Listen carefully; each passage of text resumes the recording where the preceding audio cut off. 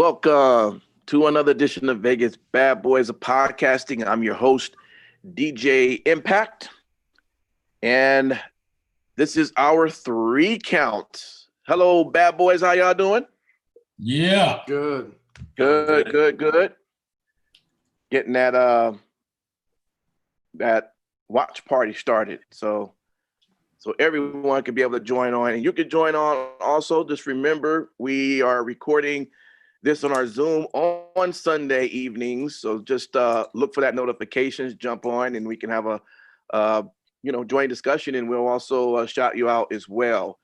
Our 3 count, we got 3 good stories for you. We're gonna get going. Our first one comes from CBR.com, and it is titled 5 Women Who Can Keep Intergender Wrestling Alive in Impact Wrestling. So this is how they break it down. Don't ask Lucky this. No. Well, let's see if I can make a good case for you, Lucky. All right, take a listen right quick. Run it. With Jordan Grace, all right, as a powerful wrestler, she's the rare woman to take more inspiration from Scott Steiner than Trish Stratus. She would have no problem holding her own with any man on Impact's roster. With Havoc, outside of Impact, she's wrestled intergender matches with everyone from the fellow Impact star and boyfriend, Sami Callihan, to hardcore wrestler Nick Gage. She has the physicality to be a threat to anyone, male or female. How about Kimberly? She competed in the first Mae Young Classic, where she made it to the quarterfinals, losing to Mercedes Martinez. Her first round match with Alpha Female was one of the most standouts in the tournament. It was what put her on WWE's radar and what makes her a good candidate to be Impact's next intergender star. How about Su Yung? Since re-signing with Impact, she's worked more as Susie, but Sue's never too far from coming back to the surface. The Undead Bride version of the character will be a natural choice for intergender matches. Lastly, Taya Valkyrie. Her run in AAA-owned Lucha Underground gives her all the intergender credential she needs. Now, of course, we are talking about Impact Wrestling here, but at the same time, in this discussion, if we want to talk about intergender wrestling just in general with even the other companies, we can do that. So the question out there, fellas, how important should intergender wrestling continue to move forward? You know, we did have that with Tessa Blanchard. She was with Impact Wrestling. She did, I would think, an awesome job at the time representing, being the first woman to hold that title. It's showing that it can be done. The question becomes, should we continue to move forward now that she is no longer the Impact champion? Doesn't matter if it's with Impact or any other company. King Lucky, I'll start with you right quick. Now that I've kind of, gave 5 ladies that have receipts in many ways of showing that they can handle themselves with the men wrestlers, would you think that intergender wrestling should continue to move forward? Or do you think we should just hold it from where it's at right now? No, I mean, listen, it's cool. The matches are cool. But it's something that shouldn't be a regular occurrence, in my estimation. It's not believable over a long period of time. They kind of, Tessa did a really great job with it. It was a very unique story, and they were able to tell that story really well and make history with it. But I mean, if you look at it, they painted themselves in a corner because going forward, like, are you really going to have her wrestle some of these other guys, the larger guys? Sami, as it stands, was a smaller guy, so it made sense. But overall, I don't think it should continue. I think it was great for what it was. Will there be some one-off matches that I'll enjoy in the future? Absolutely, but I don't think. It shouldn't be a main focal point of any company. Interesting. Wow. Simon Street. What's your take, man? I mean, we at some point didn't even think that this would ever happen, period. Impact was the one that said, well, let's be the one to jump on this. And they had Tessa Blanchard, who represented them and did a good job with doing that. she's no longer with the company. But I mean, should someone now take this ball and continue, or is it a wrap?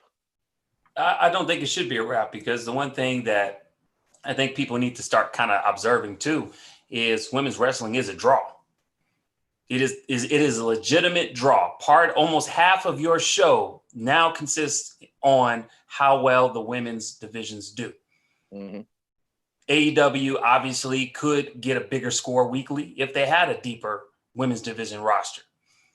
So it should always be in the realm of possibility, and we should be having opportunities as much as possible for intergender matches, because I do see that as the future. Not even just saying that, hey, women are here. They can wrestle, they can entertain you, they can still do everything that the males can do in the ring. Even now, we're seeing women have hardcore matches that are hellacious and scary. So why not? Is there a woman that you would conceivably say, hey, she should go against Brock Lesnar? I would say Havoc. That would be one woman. I would say, obviously, there's going to be some realism to that. I don't see Brock Lesnar signing up to face a woman in her capacity unless the money was right. Exactly. And I'm just kidding. That's just Brock Lesnar in general. And I see that's what you're going with. And obviously, but again, you have to look at it like this. I'm sure Braun Strowman would love to wrestle Alexa Bliss. But unfortunately, it's not going to happen. You have to be realistic with it. It doesn't have to all be big men, right? It doesn't. No, it does not. No. But that the opportunity happens is what my point is. We don't want to go super outlandishly, because even, let's be honest, Rey Mysterio and some of the wins he's had has been a little outlandish, but they presented a still realistic point of view. He had the speed. He had the ingenuity in the ring to overcome those obstacles. If they were to do a Tessa Blanchard versus Brock Lesnar, which is fathomable to even say, they would have to go the mile to present it well enough. It should no longer be an impossibility that a woman could beat up somebody. Jordynne Grace could rough shop on a whole bunch of guys on the NXT roster and the AEW roster. And it could be believable and you would like it. Yeah. But I think it's time for us, again, to push those boundaries and present it to where it's no longer a taboo and it's a norm. Then so it can grow into something that we'll all like. I mean, realistically, there's something to be said about moderation. So it all depends on what your particular situation is like in your federation, your locker room, your roster. If you legitimately feel as if you have a talent that is transcendent, that can, fill all of those fulfill all of those obligations, I should say. Sorry. Then I think it'd be a good thing to, not necessarily shy away from it. I think it's something that if it presents itself as being a good opportunity, then that's something that should happen. But it shouldn't be something that's, attempted to be shoehorned in. You shouldn't, look to have an intergender match just to have an intergender match. So if it's organic and if the circumstances present themselves, then sure, why not? I'm not opposed to it, but realistically, it shouldn't be an every show thing. Yeah, I agree. All right, Matt Michaels, what's your take on this, man? Should we just continue to move forward on this, or it should just stop and that's the end of that? It doesn't matter. It's the fact of the matter is that, like, how many federations, how many companies are going to be putting females against males for their heavyweight championship in the major promotions? It's just ridiculous. This is a dumb, Listen, the Impact did it because they had nothing else they could fucking do at that point. It was something to try to get publicity, to try to get attention. It worked to an extent, but they also knew that Tessa's contract was going to be coming up. They put themselves in that position. So, whether it should affect, intergender wrestling, listen, WWE did the mixed tag match tournament twice. Mm-hmm. So, I mean, it's something that if they're open to doing it, then, other companies are going to follow suit. So you'll see it happen again, but I don't know if you should, I don't know if they're going to be putting on any belts, major championships. Think about it. China held the IC belt, Mm-hmm. and after that, that's when it was a period that was considered the IC belt just being kind of a wasted title. So it is what it is. And with all the speaking out stuff and whatnot, it might seem a little passe to do intergender matches right now. Exactly. Mm. But they'll continue. I mean, You just think it was just good during this time? What was that? I say you just believe that it was good during the time that they ran it.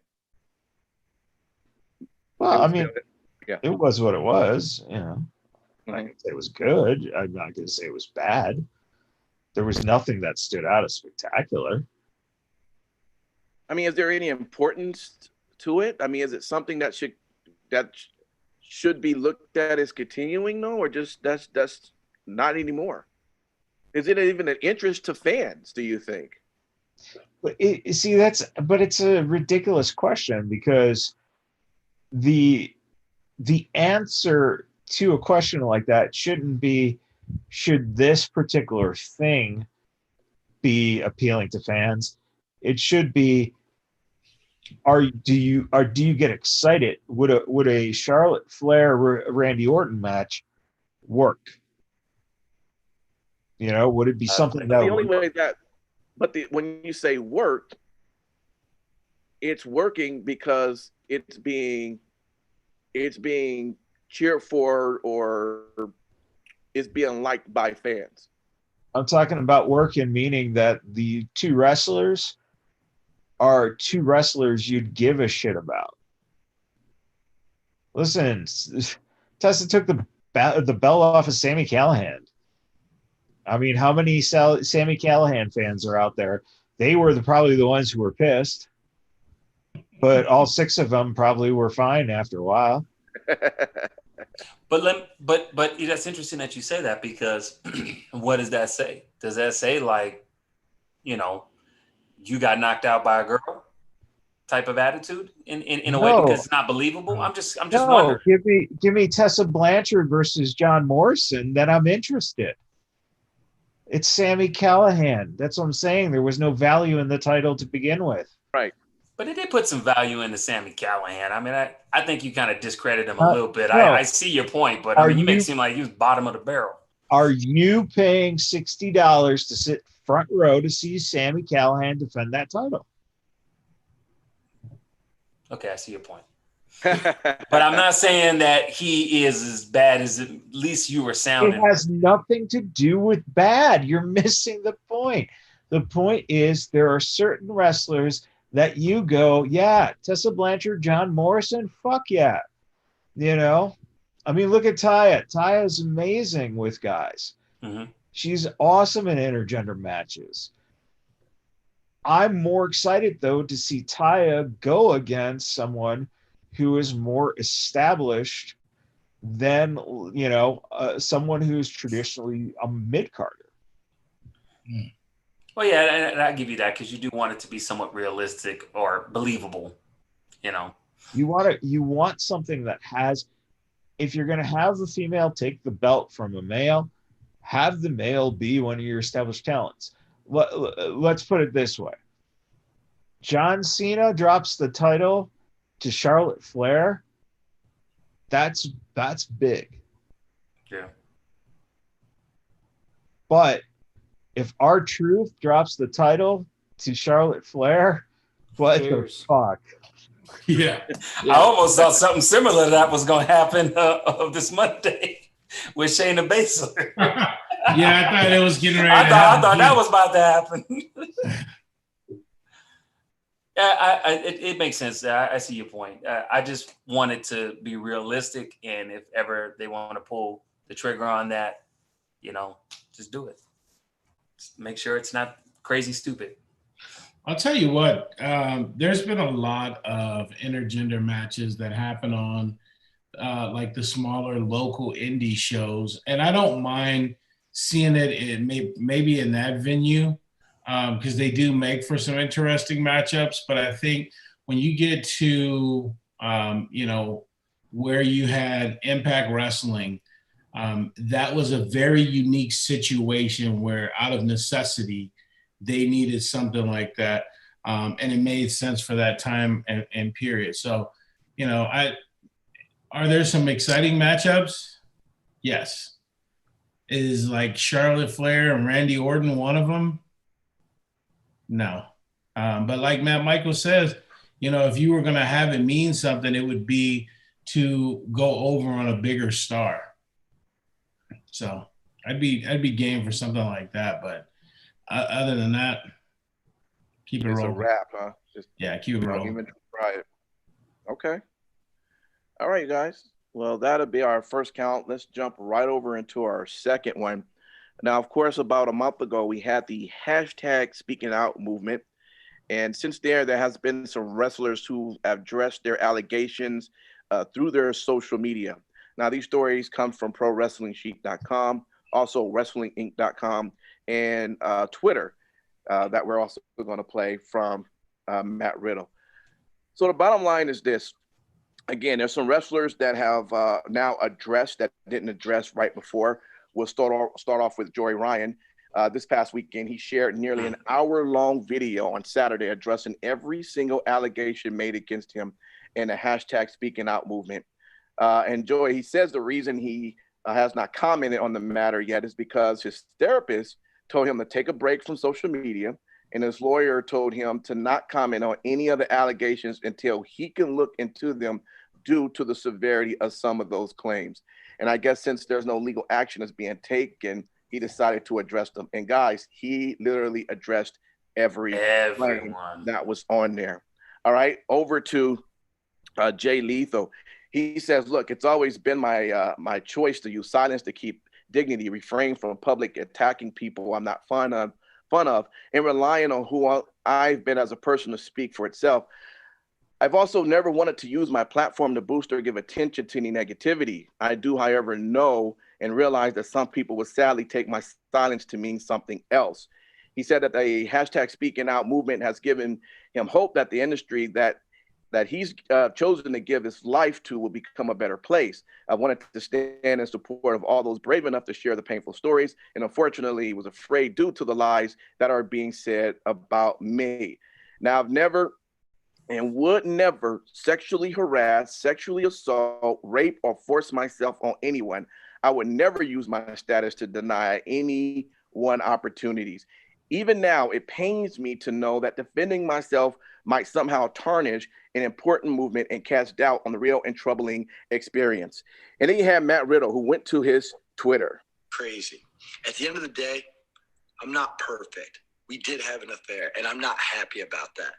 But I never sexually abused anybody. I never sexually assaulted anybody. And when I wanted to get out of this relationship, out of this situation, she said no, and she kept pursuing me and harassing me and stalking me. And then when she didn't get her way, she used the Speak Out movement to try to ruin my career. Completely unacceptable. That's all I really have to say. That's the story. Everybody have a great day. Take care. So how careful does one have to be? Because listen, I believe that the investigations that took place really did happen. I don't believe WWE just ignored Matt Riddle, said go out there and wrestle. I think they really looked into them. The same thing I would say with probably Jay Lethal. They looked into them and allow him to stay. Although for Joey Ryan, they look like they quickly reacted. And I believe even at the bottom of this article, it says that Impact, he notes that they never reached out to him after announcing they were investigating the situation and say they were just, quote, chasing the clout, unquote, by firing him from the promotion. And he says he also claims to be thinking about taking legal course regarding the false claims. So, guys, we know that the hashtag Speaking Out movement was important. We definitely not only spoke against that, we even had talent on our show to talk about that, as well as they had their own experiences. But, you know, we also know that people could take advantage as well of situations that's like this. And you know, it shows that you definitely have to be careful before giving judgment. Now, you see these stories that come out with these three wrestlers, and there's others that have spoke out against this. What do you think? You know, now that we are a month that is in this, when you have this type of allegations being brought out, you know, how much investigation should go in that? Once you find out that people are lying, should there be legal cases that should come up against them? Because that is sort of defamation, right? That you're having against somebody's name and their you know, their overall life that you can be ending. It's a serious topic, but it seems like that the voices of some of these people are being ignored as well. How do we go forward with this when these allegations that the investigations should really be treated fairly, and then once they are completely, you know, brought out, we then, you know, look at this and show that this person is not who they are said to be. So, do all lives matter? All lives matter. Do all lives matter? Yes, all lives matter.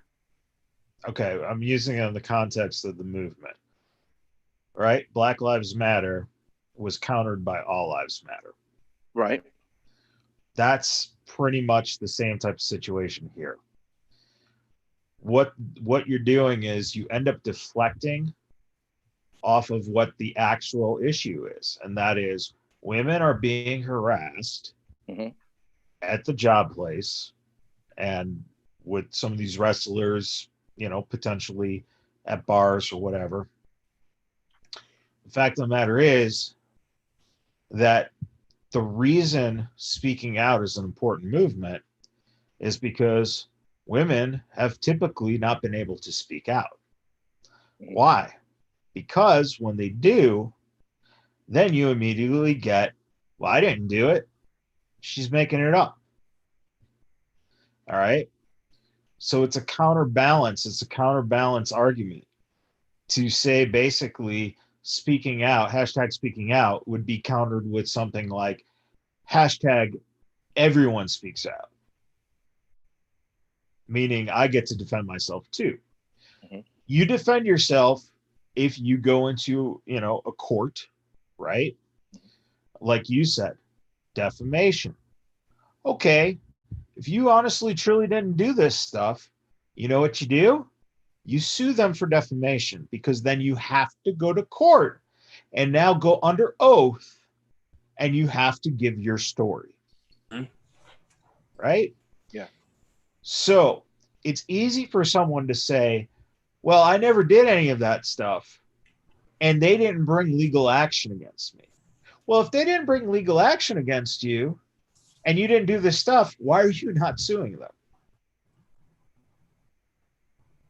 It means you don't want to go on record going in front of a judge and saying that you didn't do this stuff. Very good point. Well, that's a good point to look at it. You know, or you go and you watch an hour of Joey Ryan telling you why he didn't do all this stuff. You know what I'm saying? Like, yeah. That's the answer. And it's like, well, wait a minute. Of course, when you're in the public eye, you're opening yourself up for potential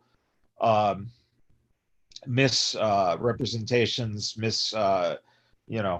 allegations thrown out there that are not true. You're looking at people who want to try to make a name off of you or get themselves, a little bit of cash or something like that. It's always a possibility. And I won't say that every single allegation is true, right? Because of that.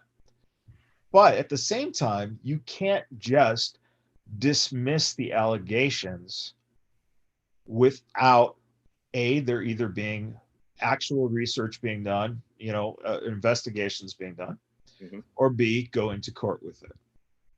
Well, Yeah. that's as simple as that. So for instance, with Jay Lethal saying he didn't do any of this, okay. Mhm. Okay, that's great. But at the same time, I have to give the benefit of the doubt to these women. Can I ask you a question? And I'm going to play the devil advocate on some of these things as well. When these things are brought up on their social media, there were some that literally had proof. They said, "Look at my phone." They printed it out. They took screenshots. They had videos. They had 2 or 3 people who was by it and said that, "Yep, this." If they didn't show anything, and they're saying that this happened, and someone, let's say for example Jay Lethal, say that didn't happen, and no one is really showing receipts here, then is it just their word against their word, or do you just say, well, I should still take what she says seriously, or I should just take what he says seriously? How do you go from there? You have to just realize that when you have any type of allegation, all right, it's always he said versus she said. Right. Always. Right. You're always going to have a side of the story of what took place versus mine. If there were no cameras there were no record of anything, then it's he said versus she said. Mm-hmm. And if you do have proof, all right, then it's harder. Now you really have to defend yourself against this proof, right? Mm-hmm. Uh-oh. I think we lost Michaels again.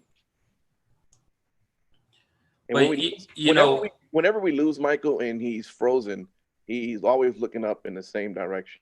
Usually, yes. But you go ahead and take over, Simon, if you want to say what you're saying. When he comes back, we'll let him. Exactly what Michaels is saying is true. It should always be taken seriously. Any allegation should, and there should be a process, and there should be protections set in place for people who give testimony or give evidence to what they are accusing the other person, just as much as the other side should have legal protection until they can prove these allegations are untrue in a court of law. And that should always be the mind frame in general. Yeah. Well, the court will decide due process based on evidence of who is telling the truth, who isn't. Now, there is going to be some cases, such as Michael said, where it is lacking concrete evidence, whether that be videotape or pictures or whatever. And in those cases, I believe that's where we yet to discover what happens from there. Because let's just say if, Matt Riddle took this all the way to court. Okay. He literally took it all the way to court. And at the end of the day, they couldn't decide anything, right? It's still left as his word versus her word. Now, let's say he suffered greatly because of the defamation, because we don't know because he said, she said, and that starts to affect his job opportunities. That's where there's a problem. And then that's where companies are going to have to really start being black and white with certain things, because it sucks, because on the other end, a lot of people that's on the victim side of it, or the people who's been perpetrated, they feel like they don't have a voice. But also on the other side, unless it's been proven in court, it should not be held against them. You know what I mean? Because there are a lot of people who probably got accused who unfortunately have lost their jobs and will continue not to get opportunities. And nothing went to court and nothing's been proven. But we have a long way to go. I feel like what's happening with the speaking out movement is the first step, and it should not be just looked upon as protecting one. It's protecting and creating the whole process. So that way we're letting justice happen for equal parties as best we possibly can. I will say this: there has still been every week there is still some speaking out of issues. I'm sorry, that's been coming out through some of the social media. Just kind of, it's still kind of slowly coming through that we hear about. Let me ask you this, Sin City Steve, this week, and have your point on this as well. So, what if someone like Joy Ryan, who, every case he went down, every allegation he went down. Now, I don't know how much money Joy Ryan has or what he made at Impact, but my guess is if he wanted to say, you know what, I am going to fight this because first off, I didn't think I should lose my job. Also, I don't want to be in a situation where I never could be in this business again. And I really do feel that I did not do this and I want to prove myself, but I don't have the cash to get a lawyer to fight all of these allegations against all these people. Although I know if I had it, I would be able to win because I can prove it. How about those wrestlers in there that's in that particular situation, who saying, look, I really had nothing to do with this, but it's very difficult to fight because that costs a lot of money and I don't have it. Right. I mean, the thing that the type of principle that we should go off of, honestly, and things like this would be trust but verify. Ultimately, at the end of the day, the claims need to be taken very seriously, and even if the investigations aren't done in a court of law, they will be done in the court of public opinion, which is even more damning in some cases. So I think that that's something that, the public will find somebody guilty of something based on proof that's provided. I understand that there's a line that has to be walked because we're dealing with very, very, very sensitive issues.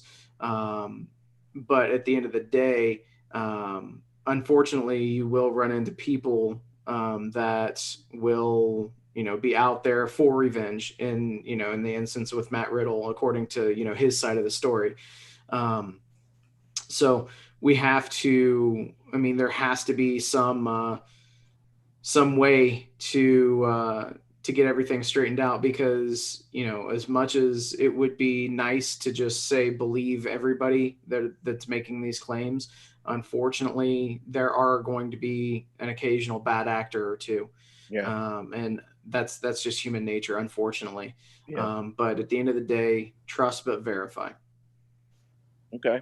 And I will say this real quick. Sure. And I like that Sin City Steve did say that, trust but verify, because if you think about the long process that will be created in the end, we're not there quite yet. It should be all automatically. You already know the steps that's involved from the point of an accusation to the point of the person is being accused, how long that will take. And so maybe consequences, obviously, the obvious is if this person did do this, they should be held accountable in the justice of court, but also to developing sound consequences for a person who is falsifying that more than just suing them, because that happens now.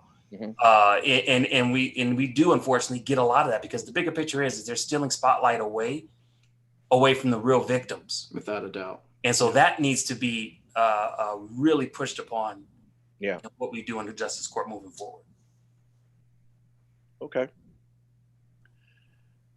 King Lucky, did you want to add anything to this? I will say that at least in Matt Riddle's video, I would assume that, WWE has enough issues they have to deal with as a corporation. So I'm sure when this came through, they really looked into it.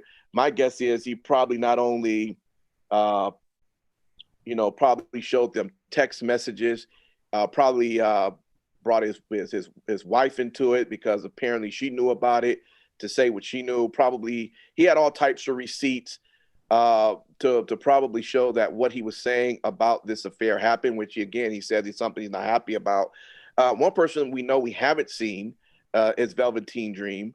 And, maybe an investigation we could say was done and maybe they have seen something. We don't know. Bottom line, though, what is your take? And, how serious should this be looked into? I mean, Matt Riddle's career could have been like Joy Ryan's to this point in a wrap. And, what was about to happen could have. Matt Michaels, you're going to go back on. Don't worry. But I'm listening for King Lucky. and then we'll go from there. What's your take on this?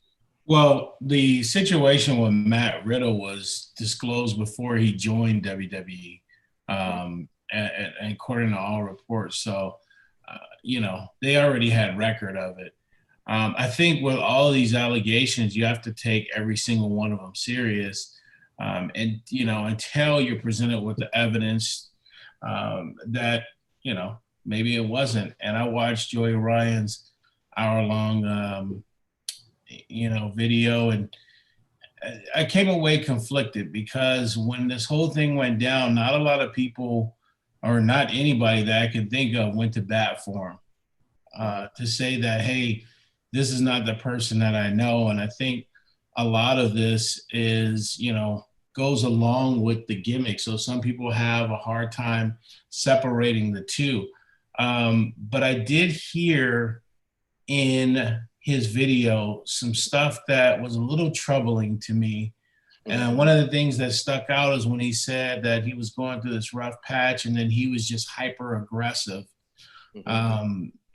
Clearly in the wrestling culture, something's broken, right?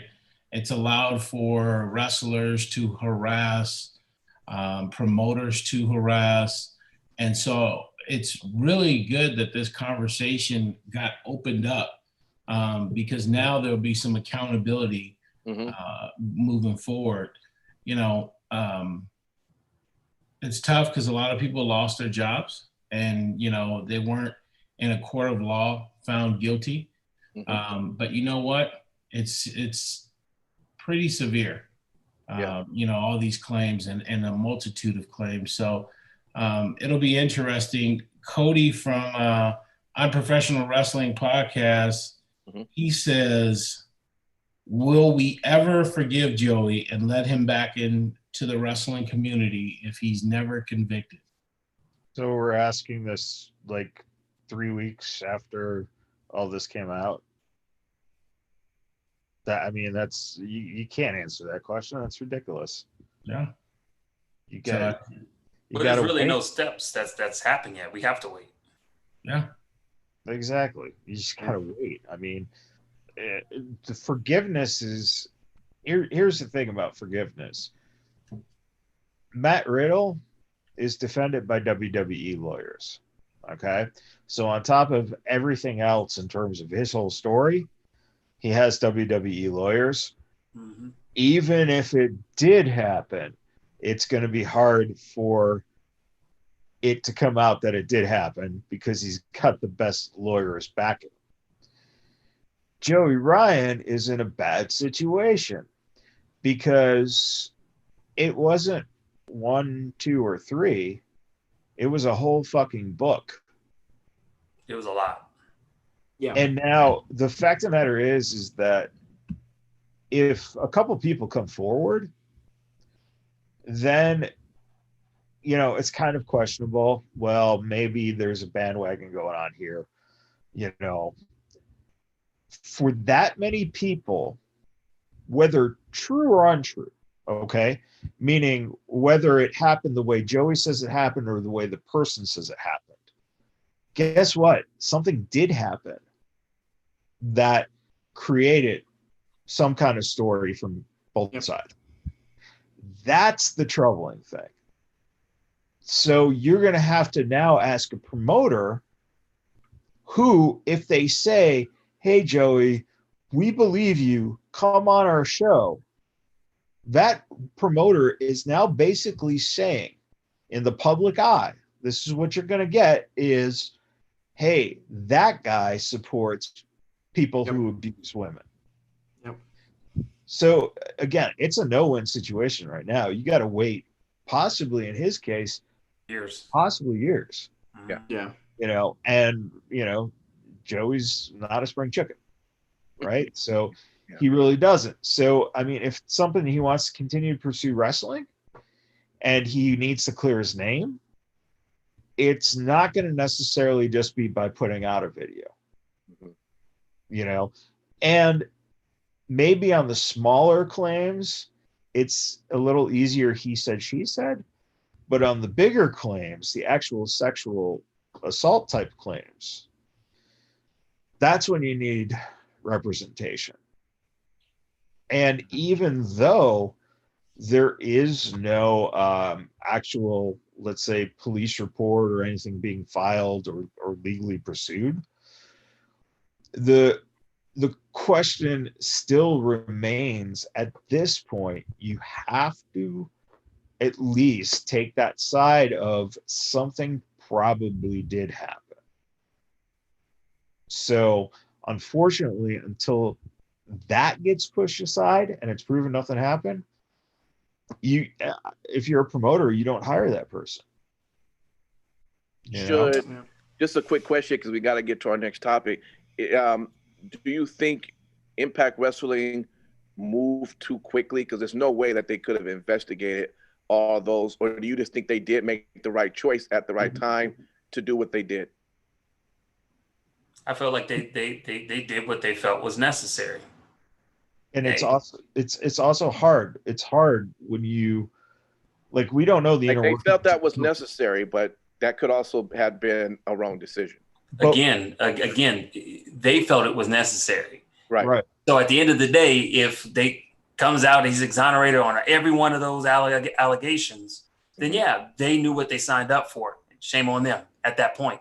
Mm-hmm. But as it stands, and there's also, don't forget too, you can be fired from a contract. Uh-oh. He got stuck again. Great fill in the blank moment. But my you guess can get fired from a contract, and I think what he's going to say is you probably get, you can get fired for anything. You can, you can fire you for no reason. So if it just comes up, and that's probably what he was going to say. So that's cool. Oh, there he goes. That was absolutely not what I was going to say. Oh, I'm sorry. Well, you started freezing up. Go ahead, man. No. If you were fired from a company, you have every reason to then sue them for wrongful termination. Oh, got you. Right. True. So if they fired him and he believes that he was not in the right for being fired, if they wrongfully fired him, sue him. Got you. And yeah, you can say, well, all these legal acts take money and whatnot. Well, what's going to happen is that something like Impact would, settle out of court if they found the evidence was that they did wrongfully terminate him. Yeah. He'll make the money. It's unfortunately in all these cases, we're just salacious about it. Yeah. We want some answers now. Mm-hmm. Yeah. But I will say this, that the speaking out movement was more about empowering what was once not an applicable thing for women to do freely and feel safe. So, looking at that should be still separated from what the legalities is the next step, because that's the next step of any allegation. The purpose of speaking out is to speak out so that way incidences moving forward can be held accountable. Now, the court system and how they go back and forth. Just like Black Lives Matter. Exactly. It should be totally separate. Yep. All right. Let's get to our third topic from ringsidenews.com.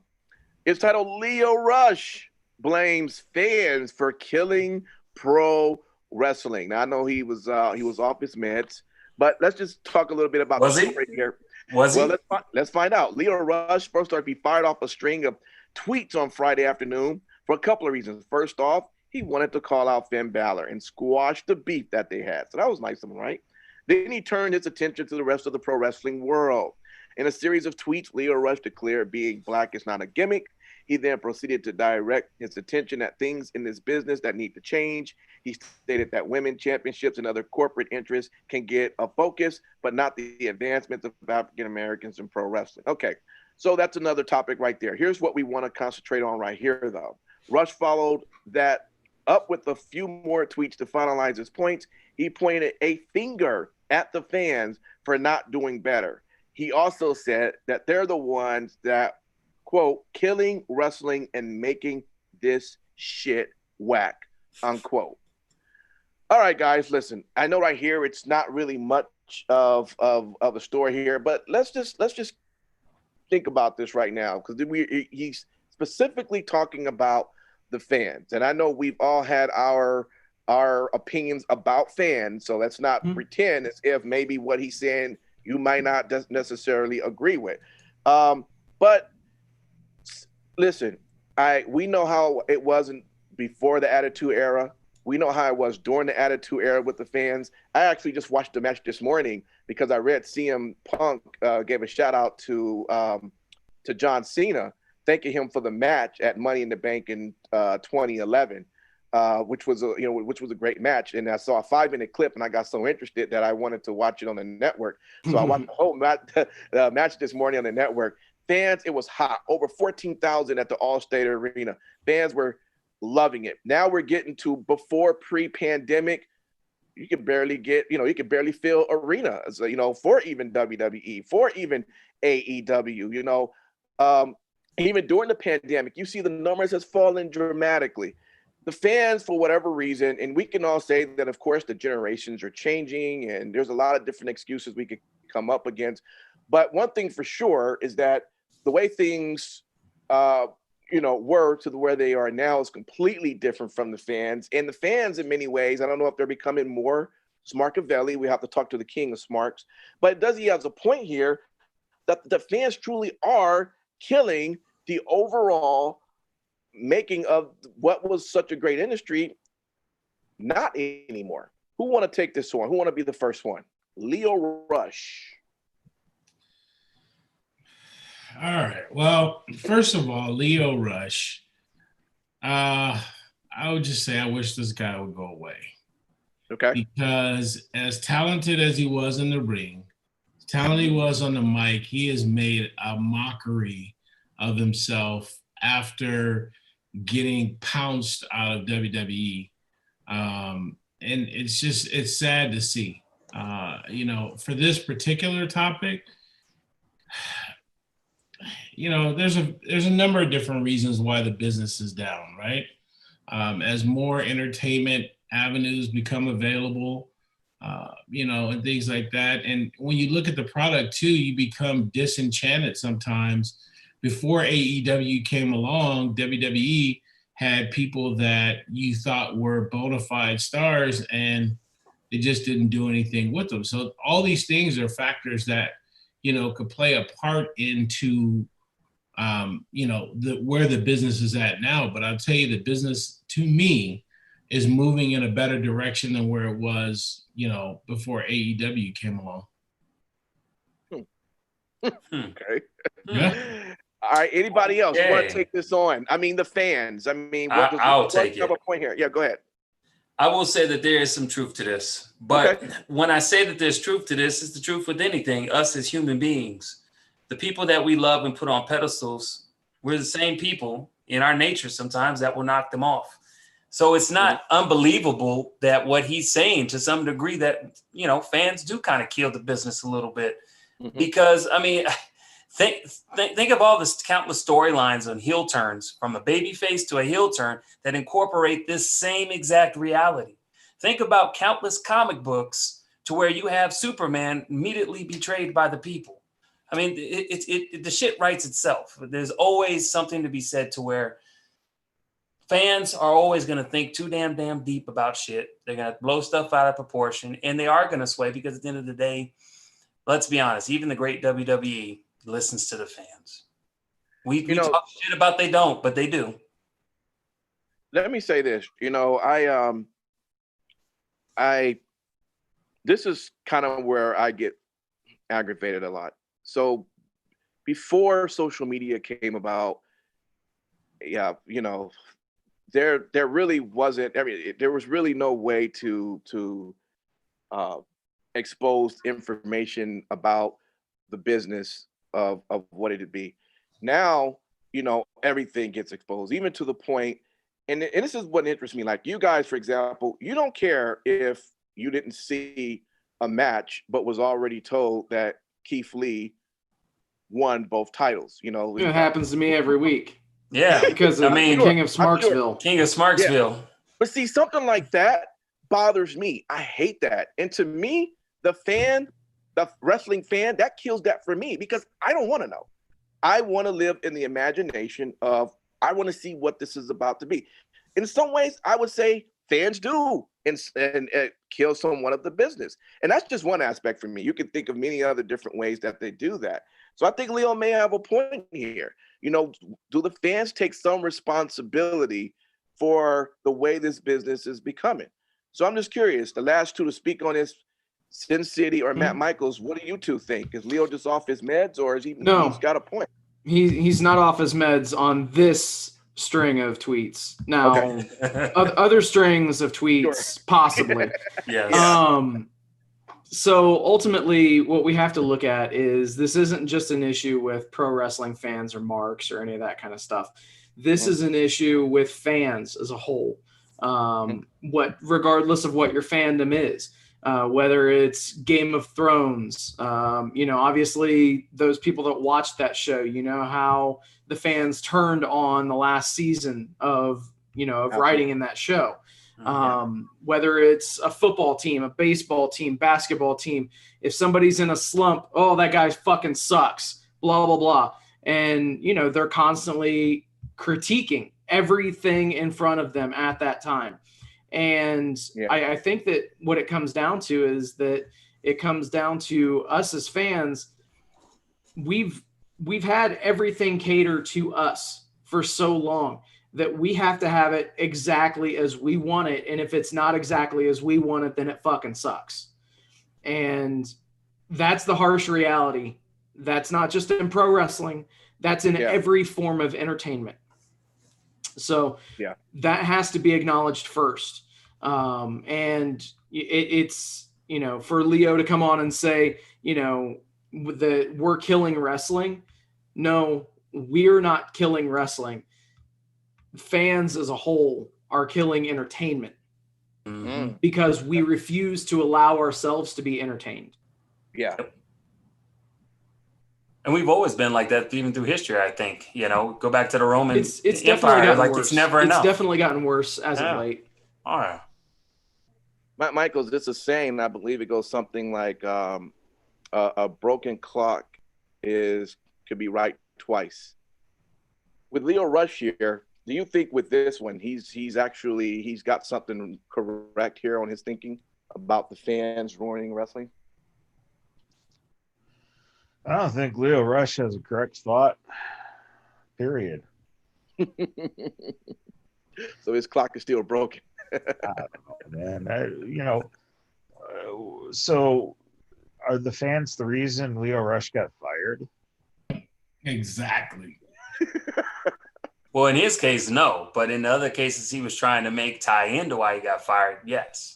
He made a valid point. He was basically trying to use the fans as a scapegoat. That's a great point. Yeah. That's a great point. Yeah. I don't, the fact of the matter is let's face it, if you do any form of any type of entertainment at all, people are allocating their time to watching or listening to your product. Yeah. And just everything in general has changed. The way things are consumed are changed. So, the fact of the matter is that really, is it that the fans are killing it? No, I think that you just go through growing pains. The real thing that would be killing it is the fact that what the companies present is just not something that the fans want to watch. Yeah. And also, you got to think too, wrestling is it's got a very complex ebb and flow, because everyone, talks about the Attitude Era. Well, the people who talk about the Attitude Era are either the people who lived through the 80s of the WWF and then were part of that lull because everyone got out of it. Mhm. And then all of a sudden was like, oh, wow, this is fucking cool again because guess what? I'm in my 20s now and I've got a disposable income and, oh, that guy's flipping the bird. Well, back in the day, they didn't, say fuck or, do anything like that, right? And then you get a different aspect of it. After the Attitude Era, you get something totally different. And then you get another phase, it just, because it's an age thing, man. It's always going to be kids going into adulthood. Yeah. Right. So right now, things are down because you're now another generation removed. Mm-hmm. And guess what? People aren't fucking having kids like they were. Right. So, you're going to lose a lot of viewership. And that's just because it's just the nature of, entertainment. Yeah. Yeah. And it's also one of the only forms of sustainable entertainment over the years. Right. Yeah. Right now you can say The Simpsons. Yep. And I don't know how many people stopped watching The Simpsons after season 10. Mm-hmm. Yeah. South Park. It's another one kind of behind them. Yeah. Because I feel the same way with regard to music and the whole rap scene. I'm not big on this new age trap, whatever it's called. To me, but like you were saying, because you were younger and you've grown up, you totally can't identify with what's out now. So we have become the old men in a way. Yeah, well, don't make fun of Impact's Liberace records, man. It's all cool. Whatever. With the candle lights. So really quick from the chat, Tristan says, it's the cyclical teardown and rebirth of wrestling. We've seen it dozens of times, and those who stay stagnant fall by the wayside. Just ask Jim Crockett and Stampede Wrestling. Yep. Facts. Yep. You do have to evolve and adjust. Evolve or die. Yep. All right. That right there is our 3 count. But you know what? We haven't had one of these in a long time. We got a run-in here. A run-in to stop the 3 count. We're ringing that bell constantly. What the heck is going on? We're going to now just take a quick little opportunity for you guys to take a look at something, and we're going to talk about it. Technically, yes, Joyce. There are no mandates here in the county of Waukesha or the city of Waukesha, although they do recommend keeping crowds to 100 people or less. However, the organizer of this weekend's event tells me that the capacity here at the Elks Lodge is way more than that. More than 300 people packed the Waukesha Elks Lodge on June 20th. No one seen wearing a mask or socially distancing. A lot of people had fun. They were very much into it. It was a nice crowd. And as of today, nobody has contacted me or emailed me saying that they contacted the virus at all. The owner of Brew City Wrestling tells me he plans on doing it all over again this Saturday. I offer face masks. I offer hand sanitizer, rubber gloves, and we also take temperatures at the front door. If anybody has a temperature of 100.1 or higher, I'm sorry, but you don't get into the building. Is it enough to just offer a mask at the door? Should you be enforcing masks? When the people come in, I tell them, do you have your mask? If not, I offer them a mask. Half of the people do take them and they do wear them. Do they wear them during the show? Sometimes they will, sometimes they won't. Waukesha's mayor says he does not condone these events, but he has no authority to ban them. I'm not happy with it. Obviously, I think, having crowds of people, if you have 300 people in a large room together, the chance of transmitting COVID is pretty high. Are you this weekend going to keep the crowd size to 100 or less? If it gets to capacity, and honestly, I think capacity is 500 in there, we're not going to let that many in there. Well, Caroline, do they anticipate a crowd that size this coming weekend? Well, he tells me that they've already sold out their ringside seats, and he takes way more walk-ins at the door, Joyce. All right. It's incredible to me because I don't think this fucking guy wears the mask except for when the microphone was in front of his face. It's reckless. It's fucking reckless. With the pandemic, young people are spending Hold on. much more time. Oh, I mean, I thought it was an addition to it. Second run-in.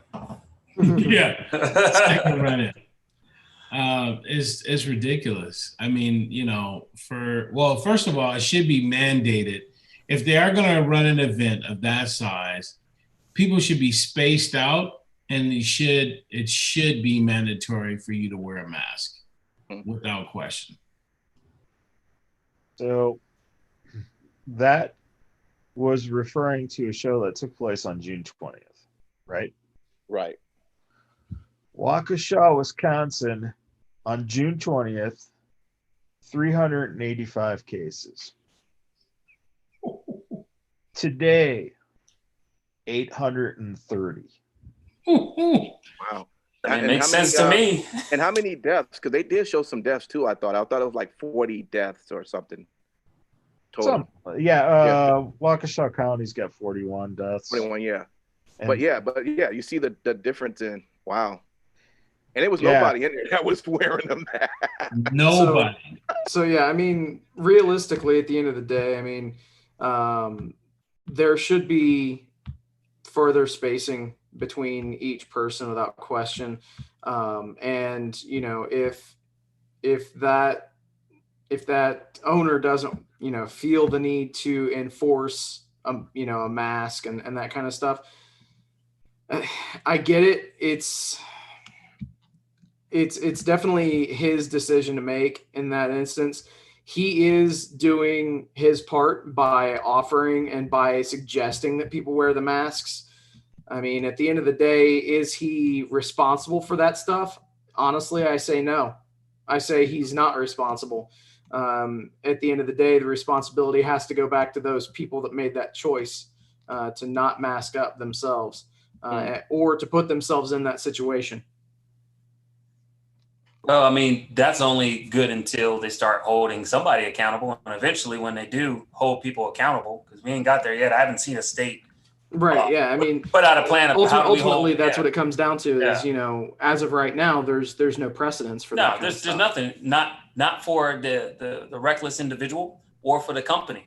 Yeah. And like I said before, I haven't seen a case yet, not that I've been really looking to see anybody said this is exactly what you will expect if you're not following this. Now, I will say this. Now, in the capacity of an event and everybody's wearing masks and he's doing what he's supposed to, how's that any different than when we got to go to Walmart? Exactly. That's because I'm going to be else. complete, and everybody's masked up at Walmart. They check at the door. Right. You're in 6 feet. Fuck that shit. That's thrown out of the 6 feet woodwork. doesn't matter. I would say that right now. Yeah, you're not going to have that at Walmart. Good luck.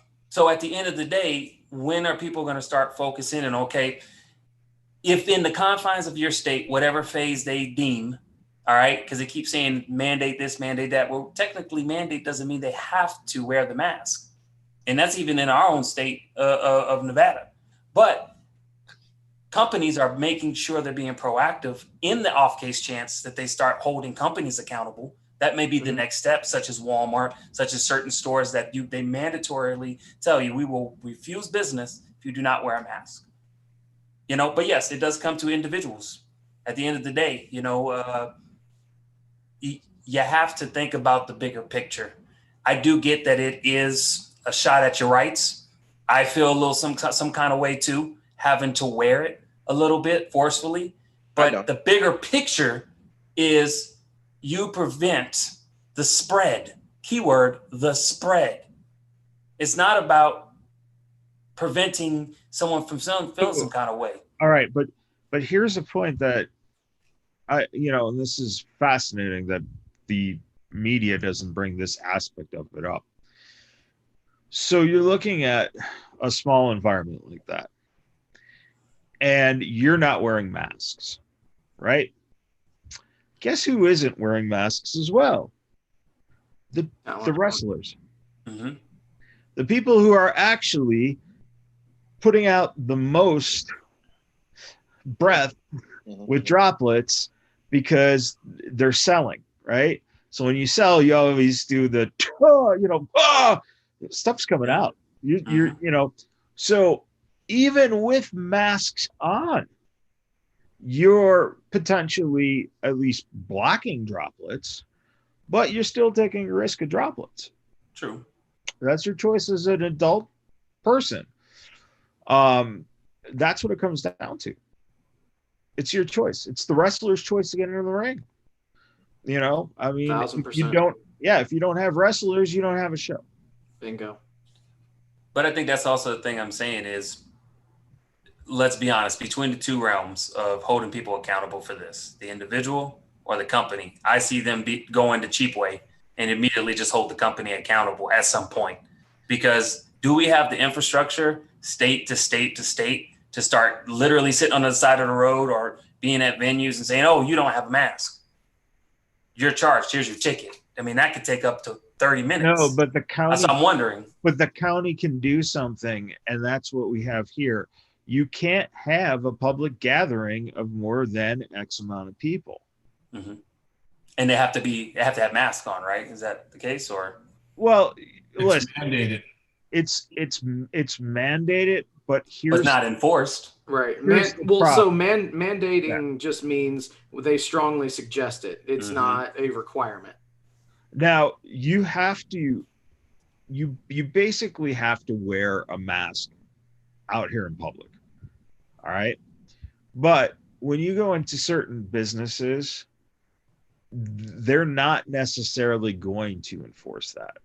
The bigger companies are, because the bigger companies don't want the lawsuits to be handed down. That's exactly what it is. Yeah. They're very simple. So the fact of the matter is that smaller businesses are willing to take that risk, most likely, because they're probably one-offs. Like this guy that we saw, even though he's talking a big game and he may go through it this second night, I don't see him consistently having a calendar for the full year. I'm doing this show, this show, this show, this show. Well, I mean, we don't know. We don't. I'm only going off the report. I mean, All I would say is this, Matt Michaels, you have a great interview that you do on Wednesdays with the Falco Fowls. Just do me a favor when you interview him. This guy from Bruce City Wrestling, owner and promoter, is named Frankie DeFalco. I just want to know if there's any relation. Okay, Frankie DeFalco. Is there any relation?